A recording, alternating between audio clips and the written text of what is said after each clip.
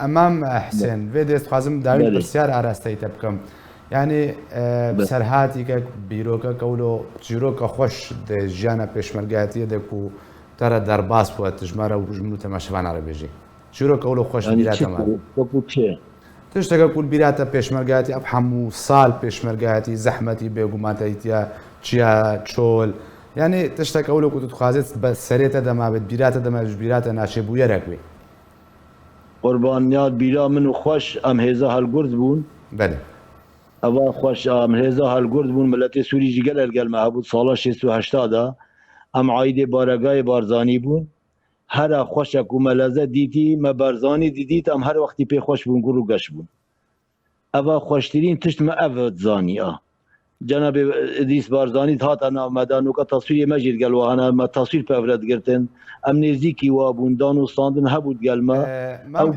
مادام تبقره هاي بري ابخشيها تشنجرة رحمتي مال مصطفى بارزاني وادريس بارزاني ديت يعني قوتن اقر نقابه ودا شي وبنيان قوتن بيشاتا قوت بن قوتن نقابه ما وديس شي بارزاني ما تخورنا ديت كو ام هرن ما مديت بلي ودانو ساندن كو ام بيربكن ما تخوضني يعني خوند ديت كو ام هرن وي او دي مزاحمي وقتي بنا هبون يكو دانو صاني بيري بلي رحمتي دي زيمنا مدبو جناب سروك مديت همي كز قيادي دي مديتن ام دوغلا رونشتن دانو صاني مدقل وات كده ام چونا جد برزاني من نمرجي او دهاتنا ما سلامت كده دانو صاني مدقل هبدو كريا اتكارم بيج متبلي و دريج بيجارك يا ذكر چروكي بيجم يا كو جناب برزاني مديتي اتكارم بيجم بله مام كرم كبيجا سالا 680 از وشتر بیجم جوانی ام متدیب کرم خلاص بون ام هادنا قصری هزا هلگرد هاتا تشکیل کرن با امر جنابی بارزانی باب ام القصری بون کرک هاتا نکما ناویوی فیزو بو حرس مالا بارزانی بو بجازستانا هاوینا چون حاج عمران زستانت هادنا دیلمان تفهم کش مغازی چرو که بیشم هادنا دیلمان یعنی خوشیه که گله خوشتر از بیشتر بیشم هادنا دیلمان چند روز کدمان القصر اوجد چون دیلمان مال جی هاتبونه قصرش دینا بونه بده فیزو هات سلیمان جی گوته فیزو تخیره گوته والله مال مینان دینان قصری و جناب بارزانی جی حمایه حمی پیات چیای را حرجي همي والجلتين حرجي بحمي بيرنا ويجا هكر هندك هبانا خيبت هلدابانا باش بو بل هندك انساني باقش قو بلا حسين بي مقوتي چند نفر القال خببم قوتي 10 نفر ازرابوم هاد مناف هوالي خو همي بوني هاتني مقوتي براي ما مشن عمليك مش خدمتك يقول بلا نعم تشبك من برزاني نابين ابا كافي ميا مقوتي اخر دعوه 10 نفر المكنه زيترنا من رابو مقوتي تشتكيك مهرا قبول كن قوتي كلامك بيجم السريع تاخذ مجبر وقتي تانا قلم قالك بلي كلامك انا ما راح تاخذ كلامك بينا فرا باشا او قوت ما رابو مقرعه كيشي كنافي هميا من فيسي خسد كيسكا كيدا و10 نفر مجيدر يخستن او 10 نفر يكو مجيدر يخستي حجكو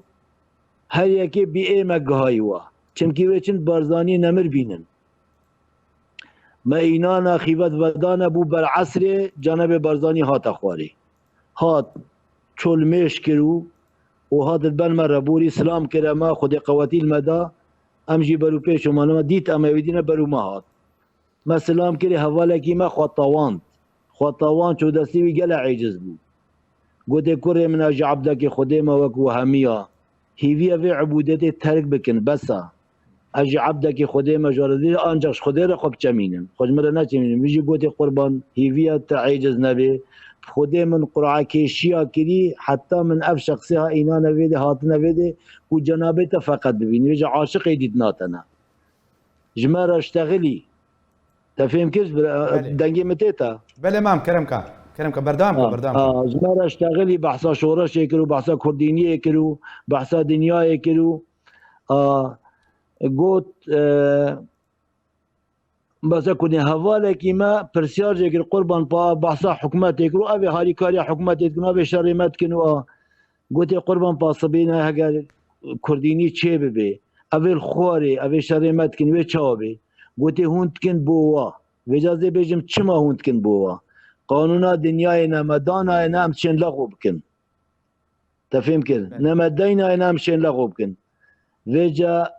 اوی خواندوان من زاروکا کردن اوی بنا خواندوان بنا حاکم بنا قیمقام بنا مهندس بنا دکتور تفهم کن امی زاروکه میمینه نخواندوانی اما ابو ما هیا هکم هر نصر بی دلی که بجالا کره فلان شهیدان کره فلان پیشمرگی قیمت کی بدنما و کدی چه تشبو منین اویا وجا دوباره عینا گفت گوته قانون دنیای نمدان های نه امشن لغوب کن ده هو بی دنیا هویا وجا خوشترین روش بو کو او روش مدیدی